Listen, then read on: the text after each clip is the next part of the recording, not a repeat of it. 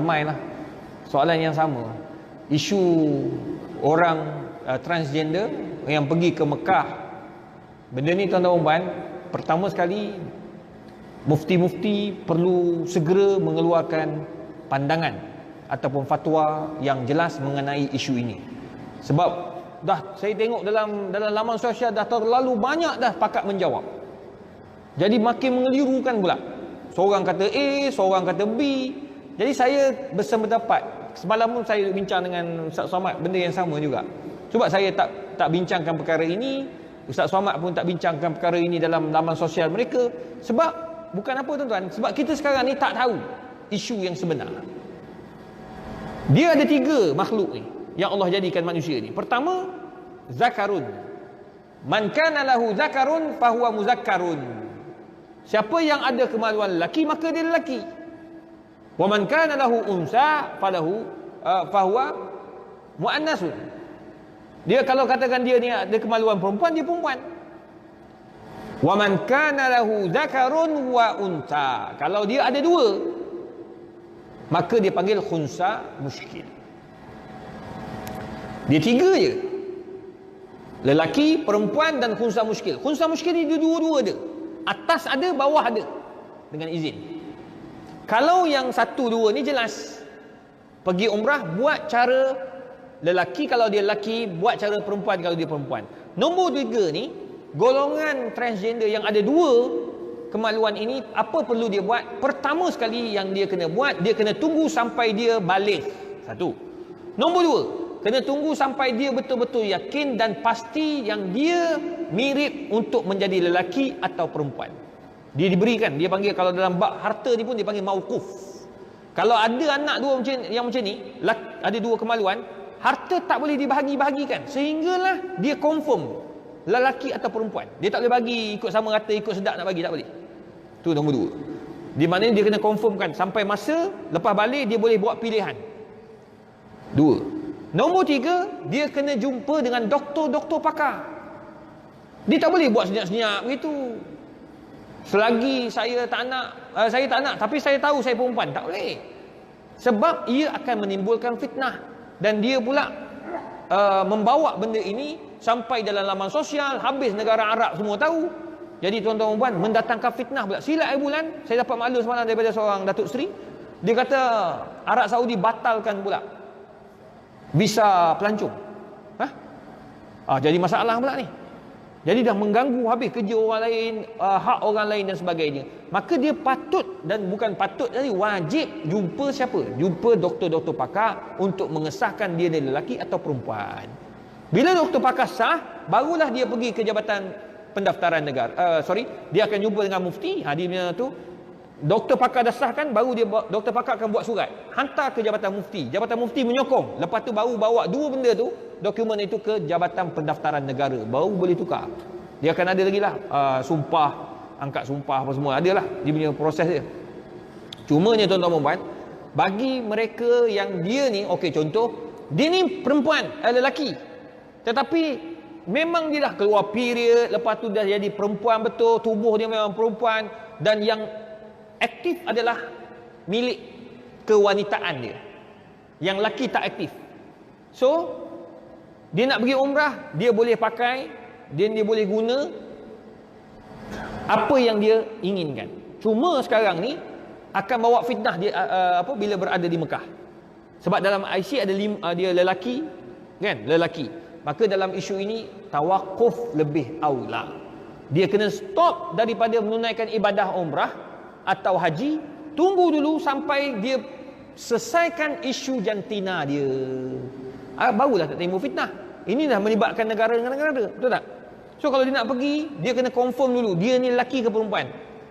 Dah keluar tukar dalam IC, dah dia tu perempuan, barulah jadi perempuan.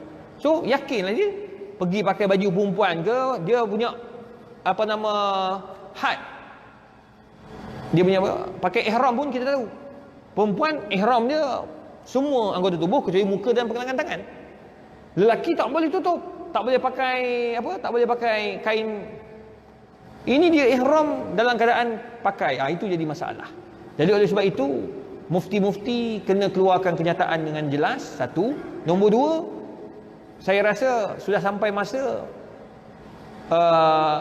mufti-mufti memberi saranan kepada pihak berkuasa untuk mengarahkan golongan ini membuat apa? Cek ataupun dia buat apa? Bukan rawatan. Dia panggil apa? Pemeriksaan.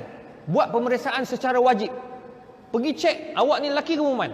Kalau lelaki, jadi lelaki. Kalau perempuan, jadi perempuan. Kalau tak nak ikut juga, boleh ambil tindakan yang ketiga. Apa dia? Kita kurung golongan ini dan selesaikan masalah dia sampai dia sihat. Dia ni kira macam orang berpenyakit lah. Ya.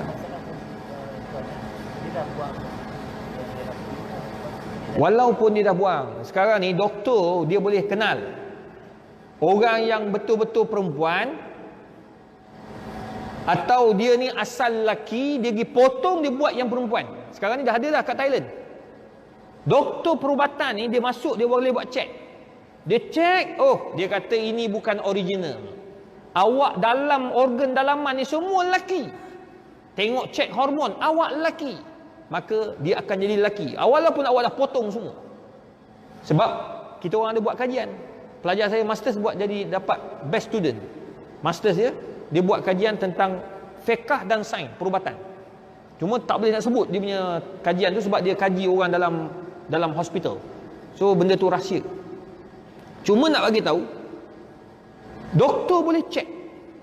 Tengok dia punya hormon dapat cek, dia ni lelaki, banyak lelaki ataupun perempuan. Nombor dua, ni dalaman ni yang boleh buang kemaluan lelaki ni, dalaman dia tu hampir 80% adalah perempuan. Dengan rahimnya, dengan boleh periodnya, macam-macam. Kalau yang ditukar-tukar tu dia lain. Dia boleh kenal. Ini tak, awak ni dalam perut semua lelaki, cuma kemaluan perempuan. Macam mana boleh jadi macam ni? Cek punya cek, dia akan cek. Rupanya kau ni asal lelaki, kau pergi bubuh ni tak original. Bang, barang tak original boleh kenal lah bang.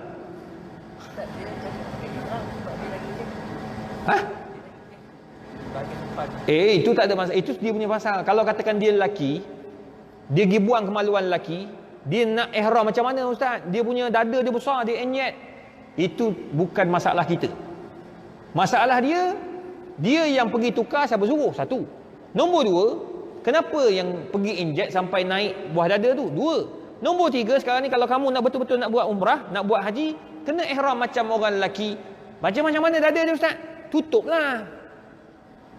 Baru ni masa dia pergi umrah, dia ni maknya pergi umrah dekat sana memang dia punya ni ihram tutup bahu ni lah, tak nampak lah.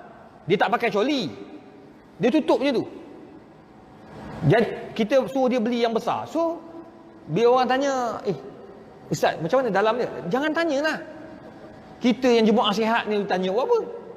Tutup sini bahagian. Tak payahlah dia nak buka separuh bagi nampak bahu, jangan. Jadi benda lain pula. Jadi kita suruh dia tutup macam biasa, tapi kain ihram, bukannya telekung. Yang sekarang berlaku telekung tu yang bahaya tu. Jadi dalam hal ni tuan-tuan, saya nak komen lebih-lebih saya tak berani. Saya tak tahu macam mana apa yang ada dalam tubuh dia tu.